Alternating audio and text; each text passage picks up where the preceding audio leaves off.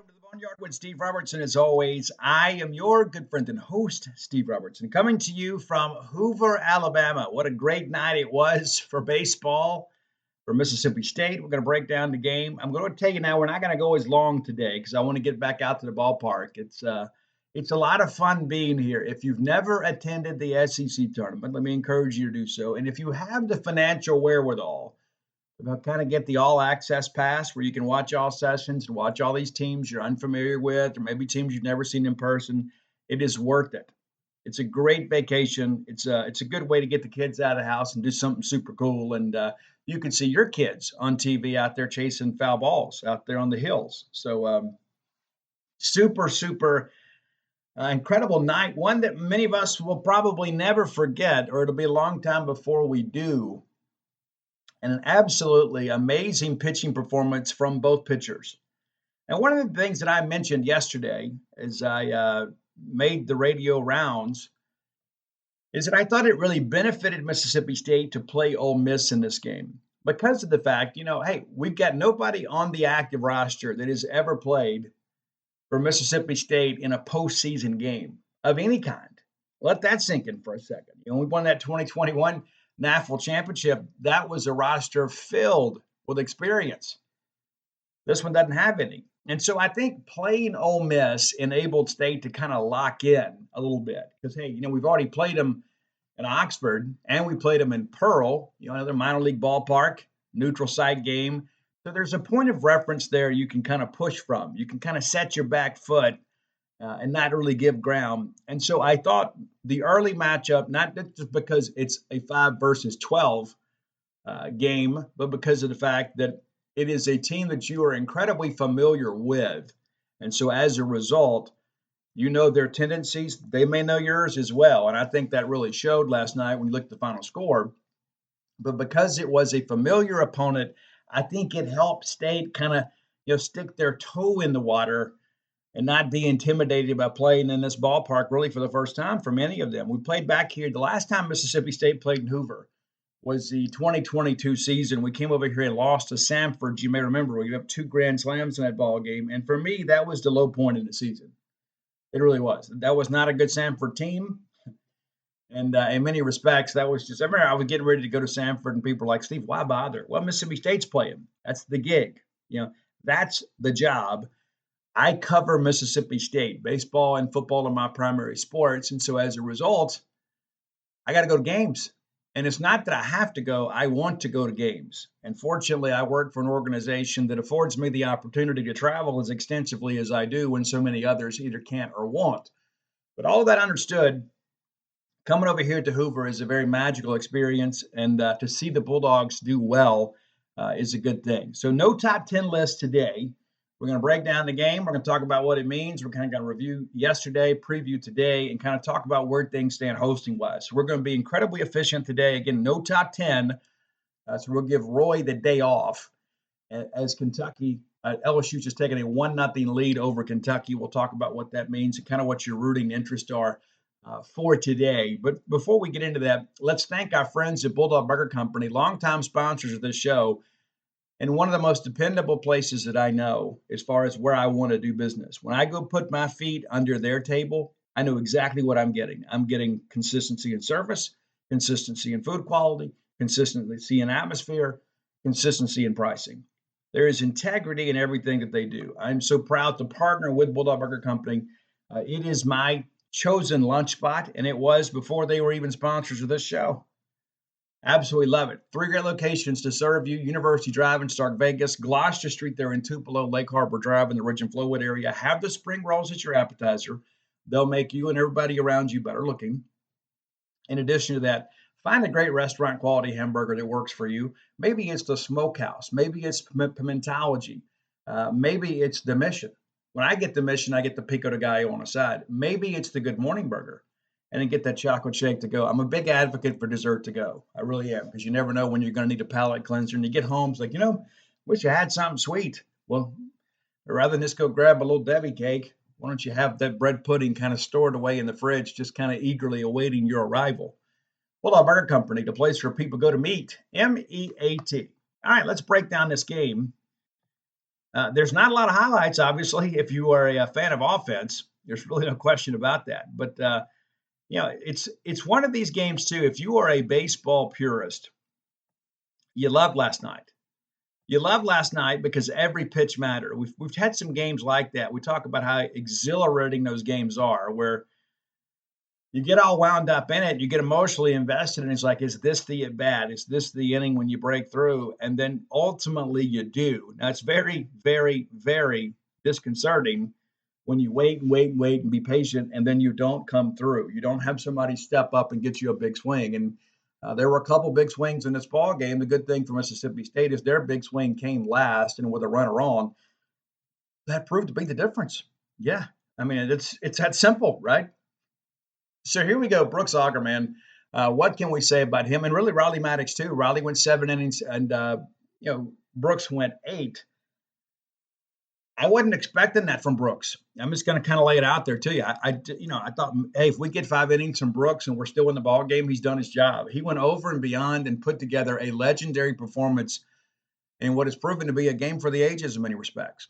And some would say, but Steve, it's not a great Ole Miss team. It doesn't matter. It doesn't matter at all. Anytime that you beat Ole Miss is a big deal.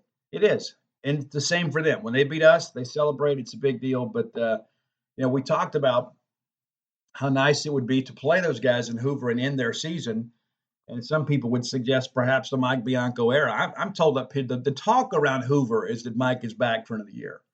That's a talk here. Now, of course, Keith Carter and the powers that be in Oxford will ultimately make that decision themselves. But the chatter around here is that Bianco is going to be back next year. So we'll see. All right, bottom of first. Excuse me. I guess we should start at the top of the first. How about that? I'm out of my studio, so I'm out of sorts.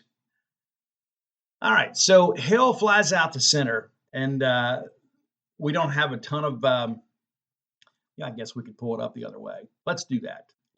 I don't want to just sit here and just kind of give you the Reader's Digest version, but Hill goes down 0-2 in this count, and he flies out to center. Actually, hit that ball pretty well. And that's one of those things you look at and say, that's not ideal, to see a guy, kind of get around on one early. But Brooks is like, hey, don't worry, I got you, right? So Fisher strikes out swinging, and Ross strikes out looking. So 2 Ks there in the first inning for Brooks, and a 1-2-3 inning. Bottom of first, it was really kind of more the same, right? Maddox kind of matching Auger here. Chance strikes out swinging, Mershon strikes out swinging, and we have got to get David going. And then DJ flies out to right field. Actually hit that ball pretty well. DJ barreled some balls up last night. Just didn't have much to show for it. So the inning ends with both pitchers recording strikeouts and a flyout.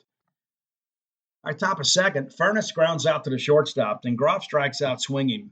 And State just simply has his number. Hughes flies out to left. So very pitch efficient inning here. It's like you look up and it's like, hey, it's a 1-2-3 inning. You're talking, 7 pitches here. That dog will hunt.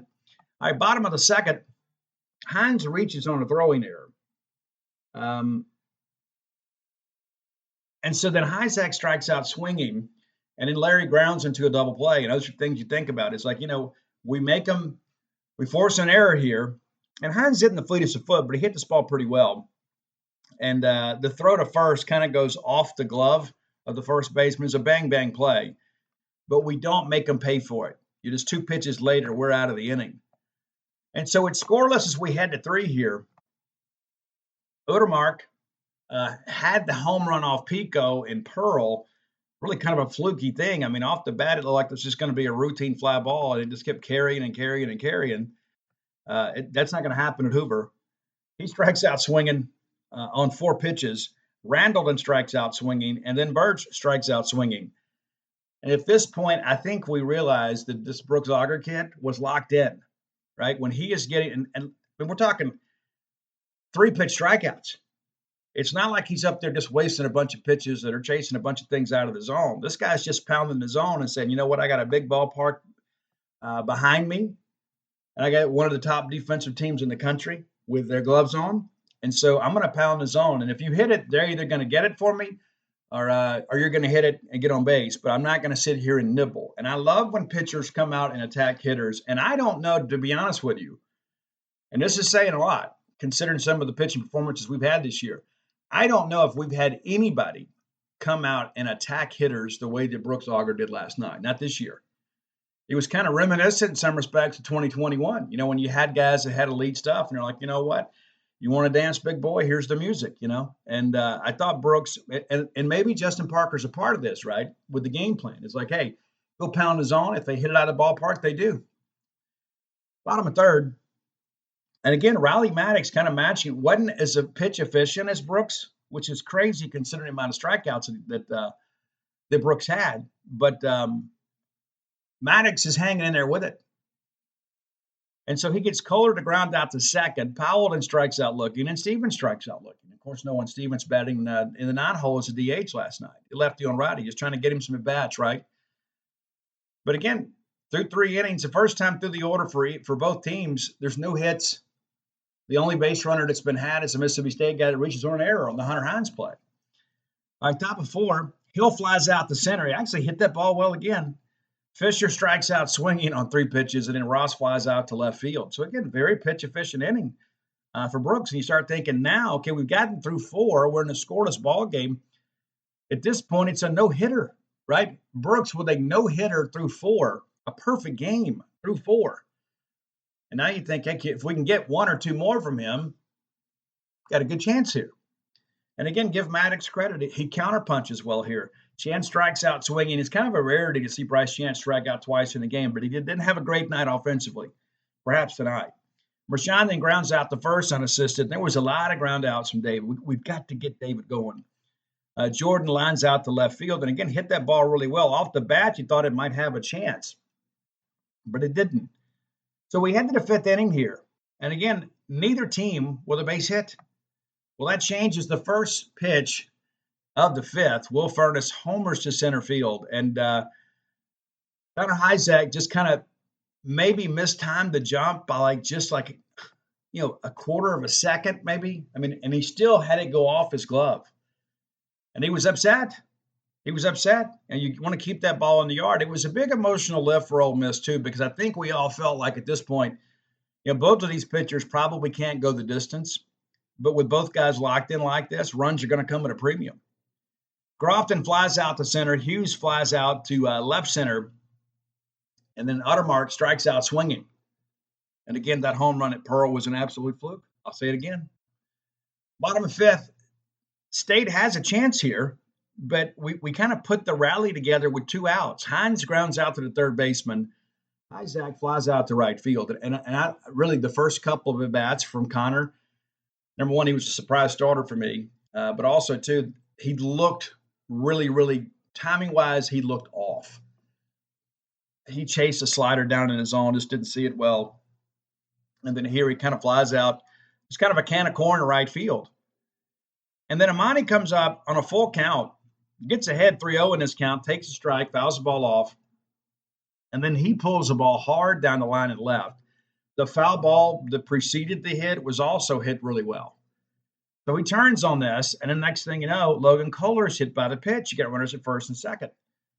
And then Joe Powell comes up, who has been absolutely red hot for Mississippi State. And then there's a wild pitch that allows both runners to move up. And so you're thinking, hey, a base hit here. We've got the lead. That's not what happens. We get a ground out to shortstop. It's a great opportunity for State there that we didn't cash in on. And again, that's not an indictment on Joe Powell, who has carried us at times. You raise your hand if you thought that was going to happen back in February, right? And so, again, it's a 1-0 ball game as we get to the 6th here. And Brooks did what a lot of great pitchers do. He didn't let the fact that he was pitching with a deficit after he left the ball up get to him. He's like, you know what? It's only 1. I'm just going to keep grinding here knowing my guys are going to come through. Well, he gets Randall to strike out swinging on 3 pitches. Bergston strikes out swinging on 4. And then Hill singles to the left side. The ball gets through there, and Chance bobbles it coming to pick it up. And Hill decides to, I'm going to take a big turn here. We hustle the ball in, and Amani, not really known for his arm, but he's made a couple of really big relay throws. You forget in that game against Georgia on the play with Johnny Long, we throw the guy out. It was Amani on the relay there. And here it is again, not nearly as dramatic, but he gets Hill. And great tag by Hunter Hines on the backside of this thing. And it was pretty obvious when you saw it that they called him out, and of course all the Ole Miss people were upset. And of course you review it, but Hines does a great job getting him on the helmet as he's coming in. And then, he's got to do some fancy footwork to kind of get out of that. As LSU just blew an opportunity to blow this game open with Kentucky, still 1-0, had the bases loaded and couldn't get any more out of it. But nevertheless, we get out of there. Base running blunder, obviously, for Ole Miss. Bottom of 6, Stevens grounds out to the second baseman. Chance then grounds out to third. Mershon singles off the pitcher, and that proves to be Mississippi State's second base hit of this ball game. And then Mershon goes all the way around to third, and his hustle is unparalleled. I mean, it really is. They kept trying to pick him off because they know he's going to try to take a bag to get in scoring position for Jordan. And Mercy goes all the way around to third. It's a close play over there, closer than I expected, but Mercy gets in easy. And so now the tying runs at third with 2 outs, and Jordan flies out to center field and again struck the ball well. Really, really, really hit it well. Just didn't work out for us. It's true. So back-to-back innings there, the Bulldogs leave the tying run on base. It's tough. It is. And it's been games like this. I know how you guys are. You start thinking, man, we're going to let this thing get away and lose 1-0. Sure. Our top of 7, Brooks Auger still in the ballgame. Fisher pops up to the third baseman. Ross then singles to left center. The only hit of the night for Ole Miss that didn't have some drama with it, right? Because the Furness hit gets out of the ballpark, and then the Hill hit ends up being, an out. You get the single, but then you're out, right? It's tough. So Ross singles to the left side. Furness then strikes out swinging, and Groff strikes out swinging. And again, we just have Ethan Groff's number. All right, bottom of the 7th here. The first time in a while that State doesn't have some traffic on the bases. Bottom of the 7th, Hines grounds out the first. Isaac then strikes out swinging, and then Larry grounds out to third base. And so that's 4, 5, and 6 for you. And the way things have gone as of late, that's been the group you're kind of counting on, right? And so we get to the 8th here. And again, Brooks is just still in there just kind of mowing people down. Hughes flies out to center. Udemark strikes out swinging again. Randall then fouls out to the pitcher. How many times did we call that? You got Brooks Auger just kind of in his feelings and kind of feeling it, and he calls off the catcher. It's like, I got this. You guys stay back. You don't see that happen. You really don't want your pitcher catching that pop fly on the infield. But Brooks just kind of taking charge, just kind of showed the night he was having, how he was feeling. All right, bottom of the 8th, State again with some opportunities here. Kohler singles back up the middle. And then Powell flies out to right, but we're able to basically get the benefit of a bunt here because it is a wild pitch, and now Kohler's at second base. So now you've got the tying run in scoring position with less than 2 outs. And give Liam Dole a lot of credit here. He gets Poigum strikeout swinging and Chance strikeout swinging. And again, you just don't see multiple Ks very often from Bryce Chance in a ball game. Well, you did last night. And he's a guy nowadays you have to kind of game plan for. Simple as that. Not that he's always going to hit a tank on you or be a game changer, but he's a rally starter. And you can't let him get on base. You just can't. Our top of 9, we bring in Tyson Harden, and we end up walking Birch. And right here, I'm thinking the last thing we can do here is give up an insurance run here in the 9th. They play it the right way, though, because that's how many times do you see it happen in the 9th inning? You walk the leadoff hitter. He comes around and scores 771,000% of the time. Hill then gets the sack bunt down, moves him into scoring position, and then we intentionally walk Fisher. I like the move, but it sets up a more favorable matchup, and it puts the double play in order. And Ross pops up to right field, and the runners can't go. It's very shallow fly to right field there. So it sets up a righty-lefty matchup. Instead of us going through with that, we do what good baseball people do. We go get Tyler Davis to face the left-hander, and he gets Furness to strike out looking, and it absolutely painted that third strike there. And Furness didn't like it, but it was absolutely a strike. Our bottom of 9, this is when the ghosts show up. And that's one of those things, too. I remember when David Wells and Roger Clemens were with the Yankees, they would always go out to the, the kind of little, the trophies of the bust out there, like of Lou Gehrig and Babe Ruth and people like that. And they always go out there and kind of pay homage to the Yankees. And it's interesting. I remember Roger Clemens said, my job is to keep my team in the game until the ghosts show up. That's kind of what happened last night. Brooks Auger just keeps Mississippi State in the game until some maroon magic can happen. And lo and behold, what happens? They walk David Mershon, probably the last guy you want to walk because of who's behind him, but also he's such an irritant on the base paths. And I felt like when we got Mercy on, I was like, you know what? Perhaps the baseball gods are watching. Lo and behold, Mershon goes to second on a pass ball. And now I'm confident that they are. You're like, you know what? You make two big critical mistakes like that in a one-run ball game in the ninth inning, you deserve to lose. You can't sit here and talk about adversity, about overcoming adversity when you were the source of said adversity. To give Mershon credit, obviously it wasn't a 4-pitch walk. He had to get up there and battle and work the count. He didn't chase. But now he's at second base with nobody out. So now the tying run is in scoring position with nobody out. And we have 3, 4, and 5 coming up. And you got to think at some point somebody's going to get him, right? And again, give Riley Maddox a lot of credit for what he did in this ball game. Probably deserved a better fate. But there was a lot of comments on our message board and certainly on social media that Brooks Auger deserved a better fate too when he left the ball game down 1-0 after an absolutely classic performance. But DJ goes down swinging here, and you hated it because you just kind of felt like anything in the green grass in the outfield is going to score the run. And then Hines grounds out the first. And what's interesting too, Mershon takes off for third here, and I'm sure that's a green go call just from him. If he gets thrown out there, Lamona's probably just has an absolute conniption, and rightfully so, because again, you have a left-handed hitter up, so you're basically giving the catcher a free throwing lane. Mercy takes off. Hines puts the ball in play here, grounds out, but now Mercy's at third. And the fact that they've had a couple of wild pitches, they've had a pass ball, you think anything can happen here. When the tying run's 90 feet away from home, you can score in a variety of ways. And Hunter Isaac said, I know a way. He gets a first pitch fastball, and he hits it deep into the Hoover night and into the Ole Miss bullpen.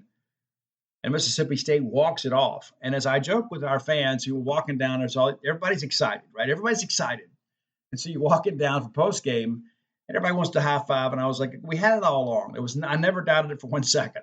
I did doubt it, but it's one of those things too. You kept thinking we honestly put ourselves in more scoring opportunities than they did, and you just had to feel at some point somebody was going to come through. And again, Connor Isaac has been our best player in SEC play, especially on the clutch side of things. Just doing an absolutely outstanding job for Mississippi State baseball. Let's look inside the numbers here.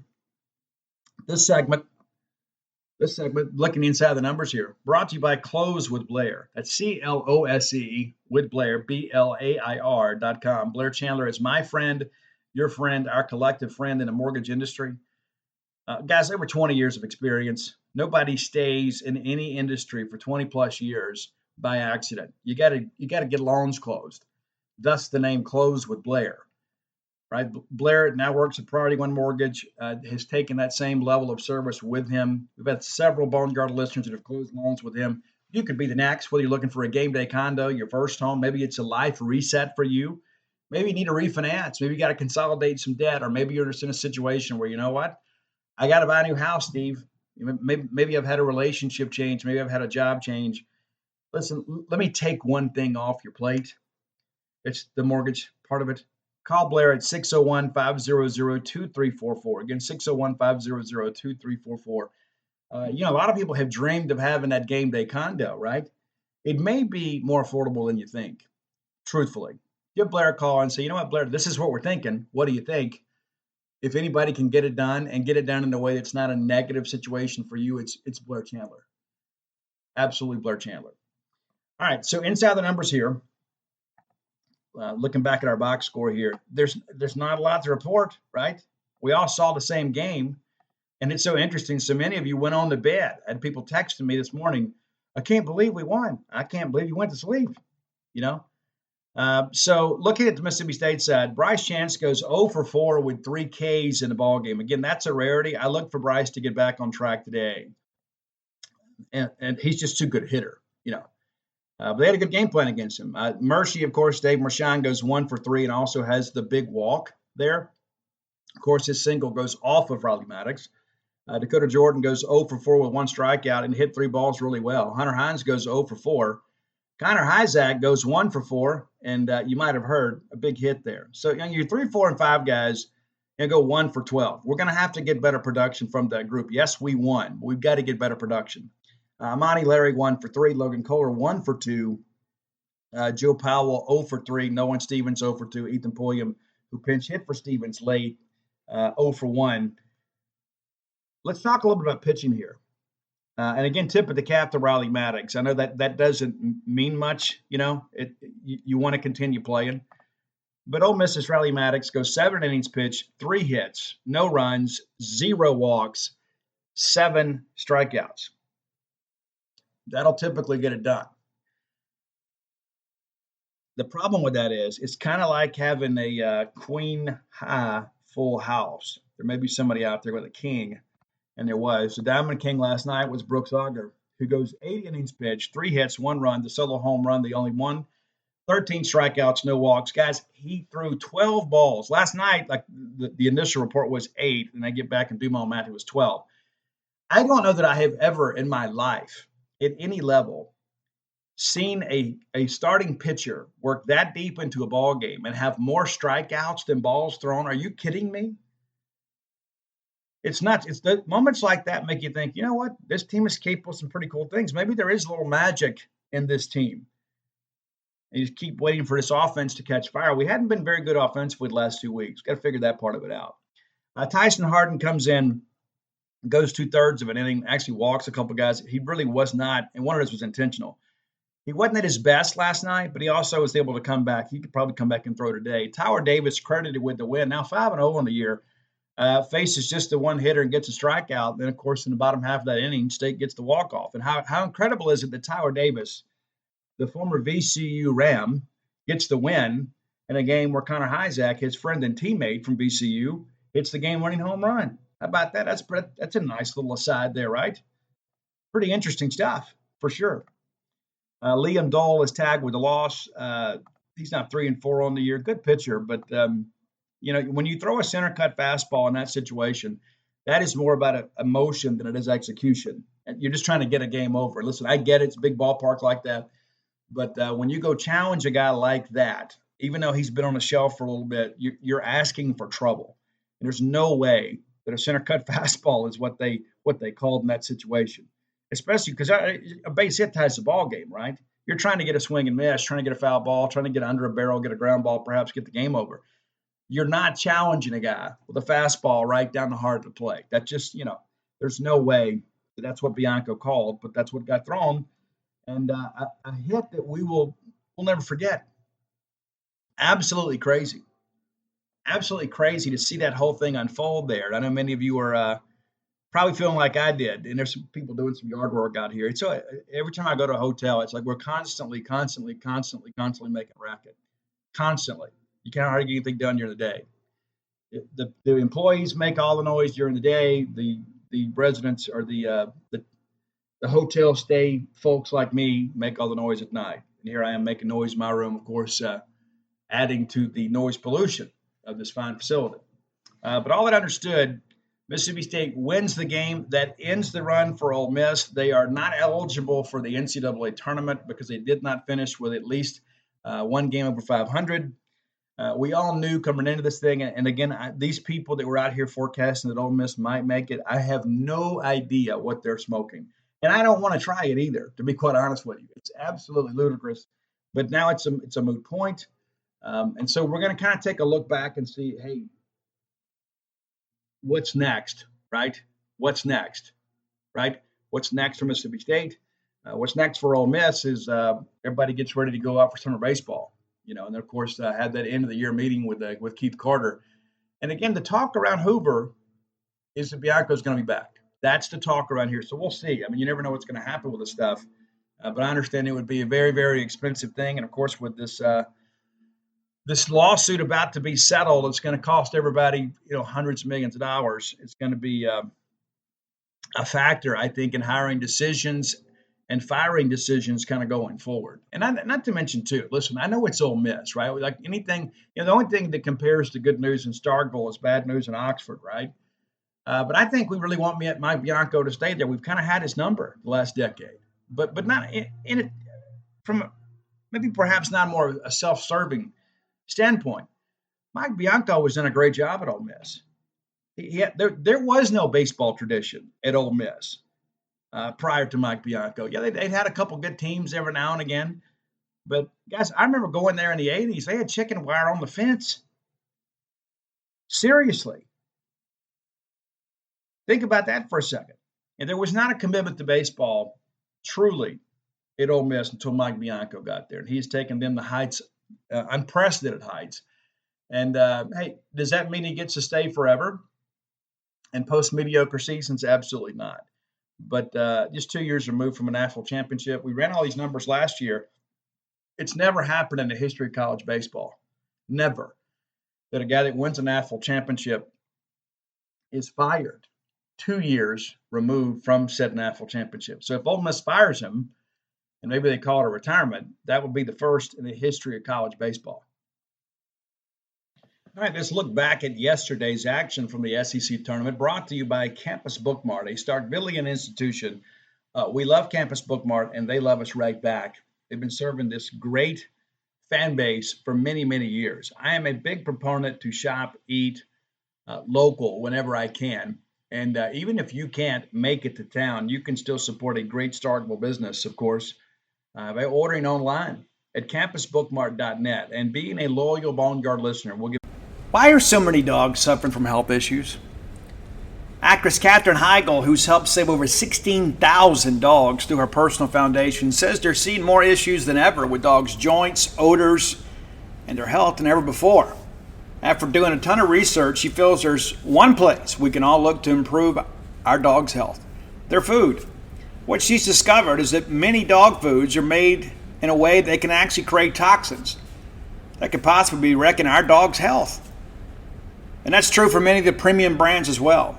Fortunately, she's found that just by adding a few special superfoods to her dog's food, she saw huge transformations in their health. She's made a 20-minute video explaining step by step how any of us can do the same thing to see incredible changes in their dog's health. I've got 5 dogs. I do. I love them. I spend most of my time with them. In fact, Mojo, my Mama Blue Heeler, has helped me write 6.5 books now. I want her to be as healthy and happy as possible. So if you feel like you do about your dogs the same way I do, let me encourage you to go to badlandsfood.com/boneyard and watch Catherine's video right now. And again, that's badlandsfood.com/boneyard. Be sure and check it out and make sure your pet is happier and healthier than ever. Let's face it, friends, we live in uncertain times. Security, probably more important now than ever before. That's why it's important to keep you, your family, your property safe by working with my friends at Eufy. That's EUFY.com. Let me tell you a little bit about this new video smart lock they have. It's super cool because basically you get a 3-in-1 security system here. You can have everything on just one device instead of having the outside of your house look rather tacky because you got all kinds of stuff out there. It's not just about your security, but convenience. No more concerns about losing keys. You can assign passwords to your family members, and you can see who's kind of coming and going. You got that integrated camera, too. It's easy to install. You can set it up with just a Phillips screwdriver. You don't have to go to a class on how to use power tools. No drilling required. You get keyless entry. You don't have to worry about fumbling with the keys when you're getting back with an armful of groceries, right? How convenient is that? That in and of itself is a great benefit. You get fingerprint recognition. It's unlocking. Got that AI self-learning chip. So the more you use it, the more accurate it's going to be. You don't have to worry about the battery. It's got a rechargeable battery that can last around 4 months. And you get a notification before it runs out, so you don't have to compromise your family security. You got passcode unlocking, remote control, 2K clear sight camera. You can see who's at your door. You see these videos online all the time. Don't you think it's time for you to set something up so you can have the peace of mind of knowing that you don't have people constantly going in and out of your property? There's no monthly fee. Unlike other brands that charge you a monthly fee, you can have your recordings locally and never have to pay for storage. How cool is that? It's convenient, it's safe, it's a must-have for your home today.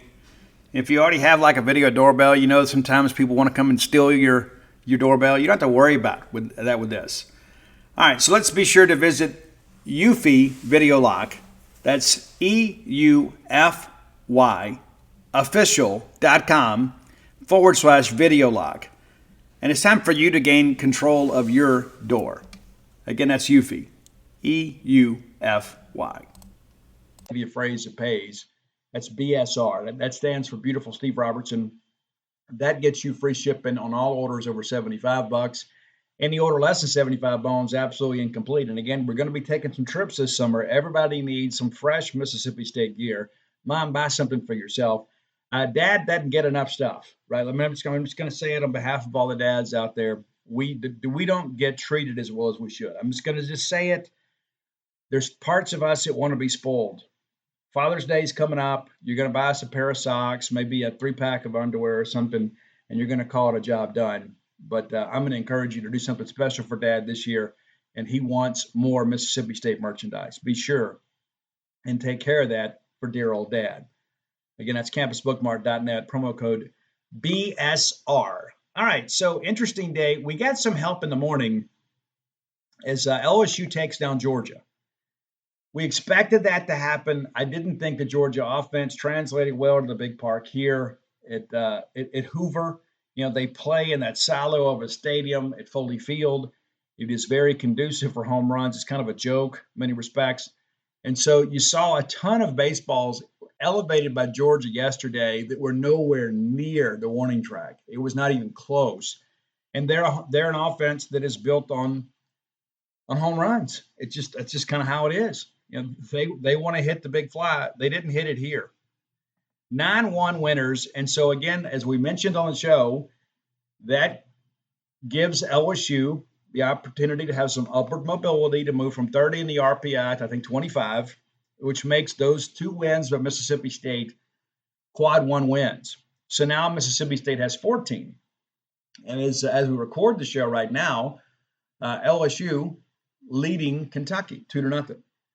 So the deeper LSU goes, the better it is for Mississippi State. It's not a major change in the RPI, but every point that we can get at this point is significant.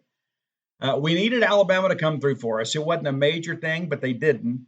South Carolina wins that game 10-5. What helps us there is the fact that Alabama lost 2 games to Mississippi State.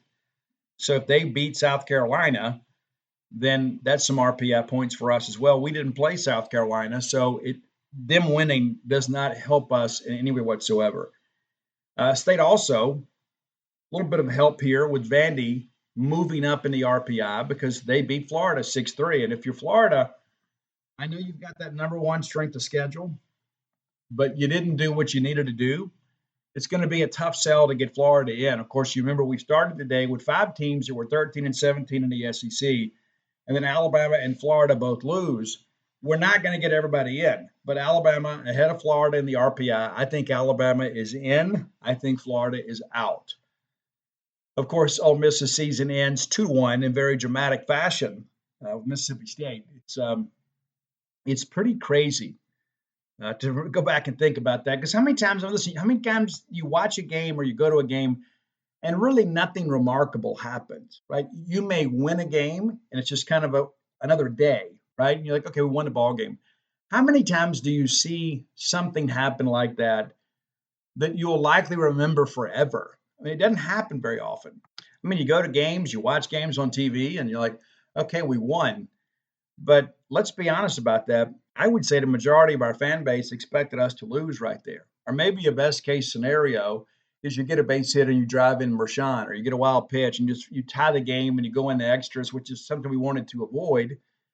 But instead, you get a walk-off home run. If you haven't heard Jim Ellis's call, it will give you chills. It's very special. If you find a way to listen to David Kellum's call, then it'll give you a chuckle. You know, they could not wait to get out of there.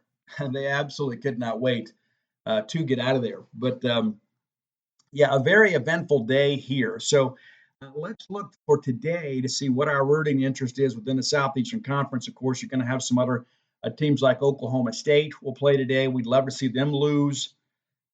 Don't think they're going to, but that would help Mississippi State. But, of course, LSU and Kentucky. And, again, as I record the show, LSU leads 2-0 in this ballgame. Kentucky's a tough team. They're not going to just give up there, right? South Carolina and Arkansas are going to be our second game of the day. We hold a win over Arkansas. We didn't play South Carolina, so what helps Mississippi State is Arkansas. Not to mention, perhaps another a loss by South Carolina may allow us to move ahead of them with Arkansas's RPI where it is. I don't know how much downward mobility. Of course, South Carolina can't host, and so as a result, it's really just kind of a matter of of exercise, right? You just want to get the RPI as high as you possibly can. But Mark Etheridge, I thought, made a great point too. They didn't go to the quad system and then the KPI to simply avoid that, right? The RPI is a flawed formula, and it's the best thing we have. But even with that, it's flawed. And so KPI would have Mississippi State hosting. And so you got to think they're not just going to, hey, we're going to go quad one. Oh, well, Mississippi State's got 14 quad one wins, which is among the best in the country. And so you can't just ignore that. I think that's helpful. Vanderbilt and Tennessee, we didn't play Tennessee. We have 2 wins over Vanderbilt. So your rooting interest is obvious. You want Vanderbilt to win this game. And again, it doesn't give you a ton of upward mobility, but the more teams that you beat that have an RPI in the top 25, the better off you're going to be. So Tennessee win gives us nothing. Vanderbilt win helps us a little bit. So those are your rooting interests: LSU, Arkansas, and Vanderbilt, because State has 5 wins against those teams and did not play Kentucky, South Carolina, or Tennessee. So it's pretty easy in that respect. You want as many of the teams that you beat to continue to win games, because that continues to pull you upwards. That's what we want. And of course, Mississippi State, Texas A&M tonight, we can kind of take matters into our own hands. You win this game tonight, I don't think anything else matters. I think you win tonight, lose the next 2. I don't think it knocks you out of hosting. As it stands today, as someone so astutely pointed out to me, Mississippi State was 17-13 in the regular season in true SEC games, but now you have 19 wins over SEC opponents, and the SEC is the number 1 RPI conference in the country. And so the only teams that have more SEC wins are teams that are projected to be top 8 national seeds. And so when you begin to think about the strength of this conference, Mississippi State's resume continues to get better. But if we had lost last night, you exhaust all hope. There's no way that you're going to be in a hosting conversation had you lost to Ole Miss. You win tonight against Texas A&M, who's currently the number 1 RPI team in the country. Well, that's going to, number one, get you back in the top 20. But again, you start adding all these, get a little help around here, then you feel a whole lot better about where things stand. And again, even only one team's going to win this thing, right? And so just about everybody else, other than perhaps the team that makes unless you have 2 teams kind of sweep their way into Sunday, everybody's going to take at least 1 loss. And everybody but 2 teams is going to have 2 losses, other than the teams that got eliminated. But I joked with Lamonis last night. I said, hey, this is a Lamonis record for Hoover. He looked at me and grinned. He goes, what you got today, Steve? And I said, well, we're going to get to play 3 games in Hoover for the first time since you've been here. And he goes, well, we were here for 3 days in 21. I said, yeah, because you had a bye, And so we have put ourselves in a position to continue to build a postseason resume. And again, there is a ton of confidence around this league that we're going to get 6 teams in. Well, that means Georgia and Mississippi State both, I say get into hosting. We're in the tournament, but they do think we're going to get 6 host spots. And I think that's probably the case. But, it would not hurt us to see some shakeup over in the ACC as well. It truly would. All right, final segment of the show brought to you by the Stark Vegas Clubhouse. Just Google Stark Vegas Clubhouse. Just Google it. And when you do, their Facebook page is going to come up, and you can peruse the pictures on their Facebook page and see all the fine amenities that are available to you when you book there. Whether you're bringing a work group to the Golden Triangle, perhaps a friend group, a family group, there's no better place to stay than a Stark Vegas Clubhouse. Just 5 minutes away from the beautiful Mississippi State campus, but tucked away kind of neatly and quietly, kind of off the beaten path here a little bit. It's the renovated former country club clubhouse. That huge back porch area, got a fire pit outside, a full service kitchen. So you can go to a local grocery store and just stock up and you can cook all weekend, right? Super. Also got the wet bar there. Again, 5 bedrooms, 2 baths, plenty of room for everybody to kind of spread out, but some common areas where you can kind of sit and enjoy each other or perhaps get some work done. And then everybody can kind of retreat, to their own quarters at night when it's time to go to bed. there's not a better place to stay in the greater Starkville area than the Stark Vegas Clubhouse. Now, when you Google that, you're going to have some booking options come up. You're going to have Airbnb, right? You're going to have VRBO. If you want to go that route, that's perfectly fine with us. But if you want to save some money, I've got a promo code for you. If you book through the Evolve website, use promo code BSR10. That saves you 10% off your stay. Now, you could pay more for the same experience, and maybe you have it like that. I don't. I like to save money as often as I can. And so just by being a listener to the show, we'll give you a discount. BSR10, 10% off your stay at the Stark Vegas Clubhouse. Okay, let's take a look at what yesterday's results did to the RPI. Mississippi State moves up to 21 in the RPI. Now, yes, 21 is the number next to your name. That understood. There are a few teams ahead of us that are not going to be able to host. And that's important to consider, because you look in, you think, well, we want to be in the teens. When you begin to break down the resumes of these squads, we are in the teens as far as contenders to host. So Duke is currently one spot ahead of Mississippi State at 20. The Bulldogs are at 21. We actually dropped a little bit early on in the day. The win over Georgia, their RPI dipped a little bit. And so while LSU gave us those two more quad one wins, Georgia dropped in the RPI. And so the net change in the RPI wasn't necessarily a positive. And then you have Vanderbilt beating Alabama. So we dropped a little bit, but Alabama still maintains a couple spots ahead of us. But Duke, again, 16 and 14 in the ACC with a RPI of 20 and strength of schedule of 20. I still don't think Duke hosts. I know that they want to host and they feel like they should host. I don't think that's going to be the case. But Mississippi State and Duke right there, basically similar resumes. State one game better overall at 37 and 19. Duke 36 and 18. Strength of schedule 20 for Duke, 22 in favor of Mississippi State. But the thing that I go back to, and we did lose a quad one win somewhere overnight. I'd have to go back and look at that. But 13 and 11 against the quad one, where Duke is 11 and 12. So again, it's negligible in many respects, but there's metrics that favor each. Now, South Carolina is 19 in the RPI. They have no chance to host. 0. So you can remove them from the equation. That moves, of course, State in the top 20. Alabama just ahead of them at 18, have no chance to host. Right? So all of a sudden you start breaking this thing down and you say, okay, well, Steve, now if you remove those two, that puts State at 19 among the 16 resumes that are still being discussed to potentially host. Then there's Oklahoma State. And let's pull this up together. Let me do this right now. We'll pull up the Big 12 bracket and kind of give you your rooting interest here. Oklahoma State's right there at 17, and I could make a case that Oklahoma State deserves to host over Mississippi State. I could make the same case for State. Oklahoma State is 36 and 16 overall with a strength of schedule of 32. So State is better in both of those metrics.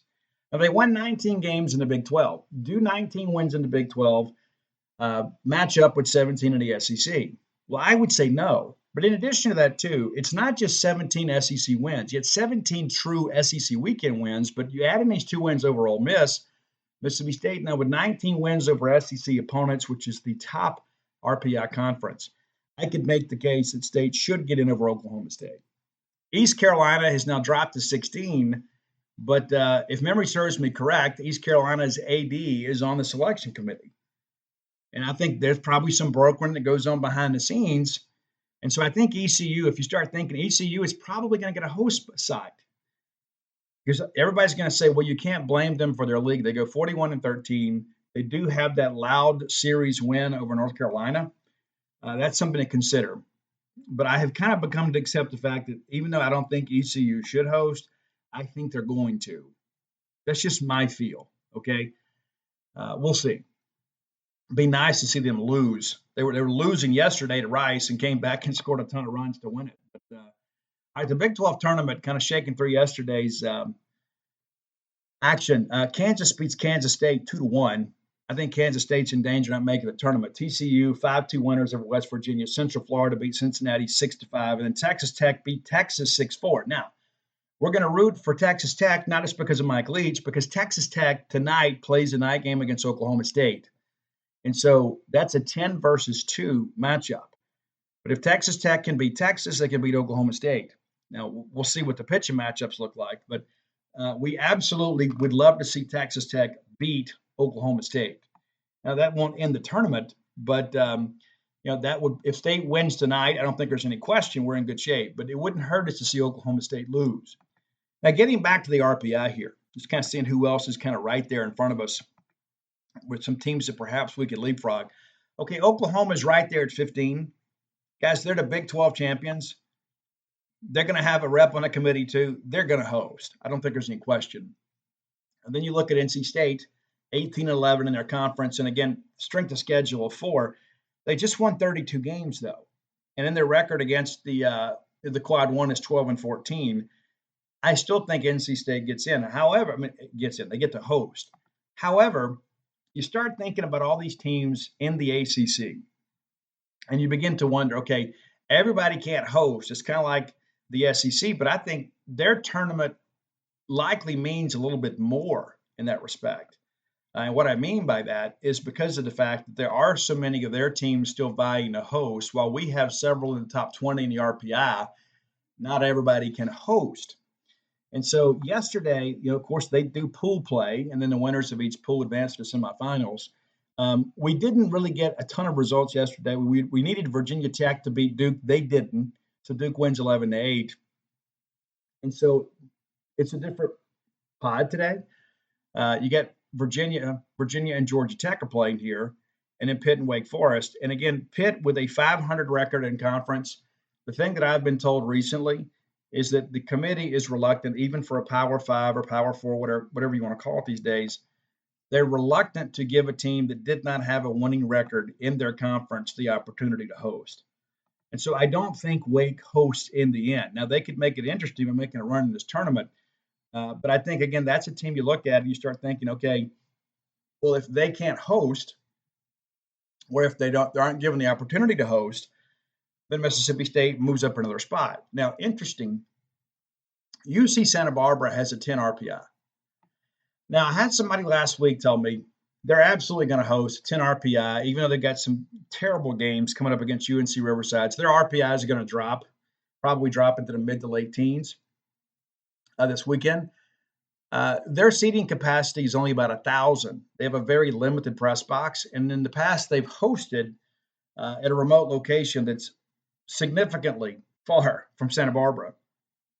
And so I had somebody else in the industry tell me yesterday that UCSB hopes to host, but they don't expect to host. That's an interesting discussion, right? They have a 10 RPI, but if they don't have the facility to host, it's kind of like Fairfield a couple of years ago. Even Fairfield didn't have lights, right? So you start working through that aspect of it, and you think, okay, if UCSB doesn't host, then that gives you the ability to put Indiana State and ECU in, and then open up a spot for another Power 5 team. That's significant. And of course, Georgia drops just one spot in the RPI yesterday. Indiana State still holding strong there at 9. I don't think there's any question they're going to host. They have been among the leaders in RPI throughout the year. But A&M, Arkansas, Kentucky, North Carolina, Tennessee, that's your top 5. And so that chalk is probably going to hold for the most part unless, some upsets happen. But one of them could be Mississippi State taking care of A&M. It's interesting, too, we talk about Kentucky. Kentucky has the number 3 RPI right now, but people are projecting them to be the number 1 overall seed in the tournament. And one of the things that they're pointing to is Quad 1 wins. They have 21 Quad 1 wins, which is a very gaudy number, right? Of course, you win 2 over Arkansas, you win the series, against Georgia and others. You feel really good about where they stand. But if that's the criteria that gives Kentucky the nod over Arkansas and A&M, it makes me wonder, where will RPI be measured in the discussions? Because if it's a straight RPI discussion, then A&M should be the number 1 overall seed. They're the top RPI team, number 1 in some of the polls, right? And then Arkansas, of course, number 2 in the RPI. Well, Kentucky beats Arkansas head to head, but Arkansas has 4 more wins than Kentucky does. But everybody is saying Kentucky is vying for the number 1 seed. If they lose today, I think that's probably out. I don't know that you want to be number 1. Tennessee is another team, of course, that people are saying could be a number 1 seed. But Tennessee, 5 in the RPI. So Tennessee is going to leapfrog over Carolina, Kentucky, Arkansas, and A&M. And people, again, kind of point to the quad system. Well, if we're going to go off quad 1 and KPI, then that favors Mississippi State too. If Tennessee or Kentucky are going to be the number 1 seed, then you would think, okay, well, if that's truly the case, that quad 1 wins matter, and they should, then Mississippi State deserves to host. Now, of course, I know I'm preaching to the choir here, but when I began to kind of work through these top contenders here, you know what North Carolina's record is against the quad 1? 8-8. They've only played 16 games against quad 1 opponents. Texas A&M has played 28. Yeah, it's the power of the SEC. Let's get a little deeper. Florida State. A lot of people are like, hey, maybe Florida State is back. Their record against the top 25, the quad 1s, 6-7. Indiana State, 4-6. UC Santa Barbara, 3-3. Wake Forest, and again, 11 in the RPI. And then people are saying they're not going to host because they were 15-15 in the ACC. Well, here's another factor against them. They're 7-13 against quad 1 teams. So how could you give a Wake Forest team the opportunity to host that finished 500 in their conference when Mississippi State was 2 games over, and State has nearly twice as many quad 1 wins? Yeah, in a comparable number of games. So resume to resume, Wake Forest is not close to Mississippi State. Virginia, let's talk about them a little bit. 40-14 overall with a strength of schedule of 27, which is behind Mississippi State. They do have more wins, but against a weaker conference, they're 8-7. So Mississippi State's played, 24, 25 games against quad 1 teams. They've played 15. How do you do in your conference, and how do you do against some of the best teams in the conference or in the country? And that's a benefit to Mississippi State because of the fact we play in the best conference in America. Guys, Oregon State has played just 6 games against quad 1 opponents, just 6, and they're 3-3. It's not like they're 5-1; they're 3-3. But they're going to host because geography always plays a factor. You're going to have somebody out west. It's true, but there's not a ton of Western teams that are going to make the tournament. And so let's say you do Oregon State and you do Oklahoma. Can you accommodate everybody there? Probably. We talked about NC State, right? One quick thing at their quad 1 wins here. And again, they're ahead of State in the RPI. They are, and they finished second in the Big 12, which is, still that's not an insignificant accomplishment by any stretch, but a 12-14 record against quad 1. Mississippi State's better. Their resumes and somewhat are comparable, but again, I look at this, Mississippi State has won 5 more games than NC State has, and has a winning record 13-11 against quad 1, where NC State's 12-14, and people are projecting them to host. Oklahoma, again, I think they're a very, very solid hosting team. 10 strength of schedule, and 11-6 against quad 1 opponents. East Carolina, 5-2 against quad 1, and so you start thinking about mid majors. Even though I know East Carolina's RPI is going to drop in the next couple of days, I'm really, if they got the facility to host and it's good enough, I think East Carolina, Indiana State are in. If what we're being told about UCSB is correct, I think that's going to be your 2 mid majors. And then of course, Oklahoma State, 9-11 against quad 1 opponents, 36-16 against the 32nd toughest schedule in the country. Mississippi State is 37-19 against the 22nd best schedule in the country. And State has, again, 4 more quad 1 wins. Alabama, of course, can't host. South Carolina can't host. And I don't think Duke will. And again, Duke 36-18. Very, very comparable resume to Mississippi State. Really, the separator is that Duke is State's 1 game better overall. NC State 2 spots higher in strength of schedule, but that's going to change today for State as we play A&M. We might actually pull even, but State's 2 games over 500 against quad 1s, while Duke is a spot lower. They're a game under 500, and so I share that to tell you this: don't just think it's all going to be RPI. There's a lot of people out there their projections are all based on RPI, and some of that is really based out of ignorance. And I don't mean that in a negative connotation. none of us know for sure how KPI is going to measure in. We don't know the quad one wins. How much weight is that going to carry? But you got to think it matters some, or they wouldn't have added it to the equation. If it was just a matter of, hey, we think RPI is the best evaluator of a team's postseason worthiness, why would you introduce two other factors in the decision? Why would you introduce KPI? Why would you introduce the quad system? Well, you wouldn't. If you were satisfied with the model you had, you wouldn't go out there and add other variables. I think it's a little bit probably presumptuous to think that, hey, since this school is 17 or 18 or a spot or two ahead of a certain school in the RPI, that they're going to host over that other school. You don't introduce other matrices if you don't plan to use them. And I think what that does too is it kind of teaches coaches in the future, hey, this is what you need to do. You need to go out there and schedule. That's the thing about the SEC is, we don't have to go out there and schedule a ton of marquee matchups to get better in the RPI. But I think you should reward teams they're willing to go out there and play. And again, I think ECU played North Carolina in the series they did. Of course, it was basically a home and home with one neutral site location, and ECU won that. My honest opinion is, and I know we want to grow the game here, I also understand the college business aspect of this, but I don't think that you should have. I think you should have one G5 host per year. That's my feeling about it. I know some would disagree. I know we have some Southern Miss fans that feel like that they're the Power Five schools get too much.